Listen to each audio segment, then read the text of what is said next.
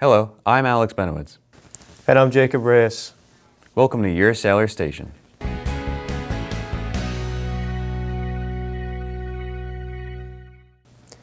Welcome back to Your Sailor Station. With the chaos of Election Day, more so Election Week, people have had their eyes glued to the TV for days on end. However, today we are here to provide you with some stories completely unrelated to politics.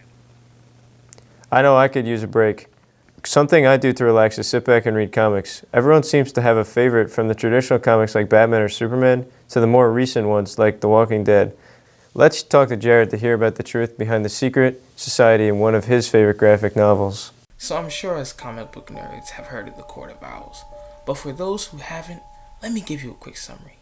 The Court of Owls are a secret society and a huge crime organization that are made up of some of the richest families in Gotham City. They rule from the shadows and only strike when they need to. But what if I told you this comic book is based off the real deal? Ladies and gentlemen, I'm your host Jared Price, and today we look into the legend of the Court of Owls. The real Court of Owls started in 1904 when the Cobb family, the richest family in Pennsylvania, decided to start their organization. Their organization grew and grew, and by the year 1972, they controlled 40% of the United States. But the Court of Owls weren't known for their widespread organization. No, they were famous for their killings. The Court of Owls were responsible for over 500,000 deaths from the states that they controlled. However, all of these killings have a coincidence. All the dead people are Court of Owl members that tried to leave the pact. In the year 1991, the Court of Owls went dark. Bank accounts, businesses, hideouts were cleared. There was no evidence, nothing whatsoever. It wasn't until 2012 they struck again with the brutal murder of the Canes. The Canes were a family of three: mother, father, and 6-month-old daughter. Mr. and Mrs. Cane were found with their heads mounted on the dining room table and their body parts mutilated and scattered throughout the household. Their 6-month-old daughter was never found, almost like she vanished without a trace. While the police were searching for evidence, they discovered a note hidden in Mr. Cane's mouth that read, "Beware the Court of Owls that watches all the time, ruling from a shadow perch behind granite and lime. They watch you at your hearth, they watch you in your bed. Speak not a whispered word about them, or they'll send a talon for your head." That is all for today, everybody. I'm your host, Jared Price, and this price has made your night. Have a good one. Wow, interesting. I never knew that the Court of Owls was based off a real organization. And speaking of Batman, I love the scene in The Dark Knight Rises when Bane destroys the entire football field. On the topic of sports have changed so much due to the coronavirus, and as a result of this, many sports have adapted in order to continue playing during these rough times. Here to report on this is Haley. In the midst of the COVID-19 crisis, the world as we know it has been turned upside down.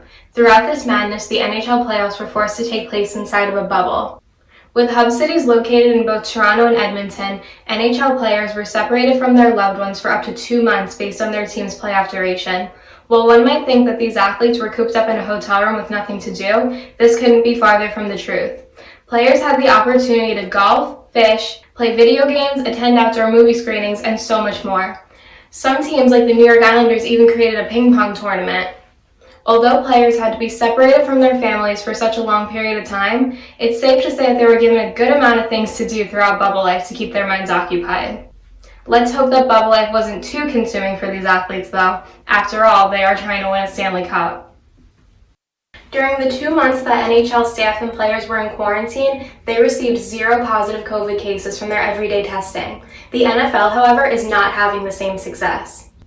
Professional football had 56 cases from November 1st to November 7th alone, including 15 players. Hopefully the NFL will not only learn from their mistakes, but take after previous leagues who have been in their situation for the remainder of their season. Thanks so much, Haley. I'm impressed that the NHL has been able to adapt so well, and I hope someday soon all professional sports will be able to return to their pre-COVID conditions. When hockey rinks open back up again for fans, I know I'll be one of the first going back with my family. Family is something that's really important to me, and one thing I like to do with my family is watch a family movie together. Here with some news about the upcoming Lion King movie is Michael Garcia. Well, it looks like the CGI King of the Jungle will return with a new director at the helm. Hello everyone, my name is Michael Garcia, a broadcasting student at Oceanside High School, and Disney has recently confirmed a sequel to the divisive 2019 Disney remake of The Lion King. With many learning this surprising announcement from Twitter, Disney also confirmed that a new director would lead this film. Instead of the director famously known for Iron Man, Jon Favreau, Disney has decided to take a new direction to the sequel.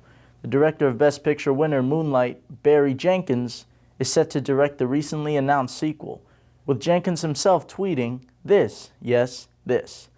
The announcement was followed with mixed reactions, with some expressing their excitement for the sequel and some expressing their distaste for it.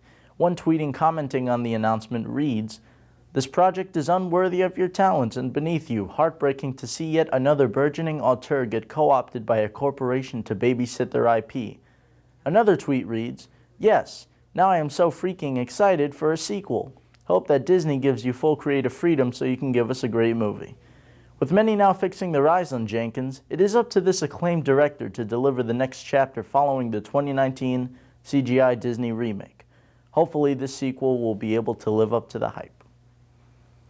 That sounds exciting, and I'm looking forward to Barry Jenkins' take on the Lion King sequel. After all, Moonlight is one of my favorite movies of recent times. I agree. Well, this concludes this episode of Sailor Station, and look out for new shows coming to Sailor Station next week. I am Alex Benowitz.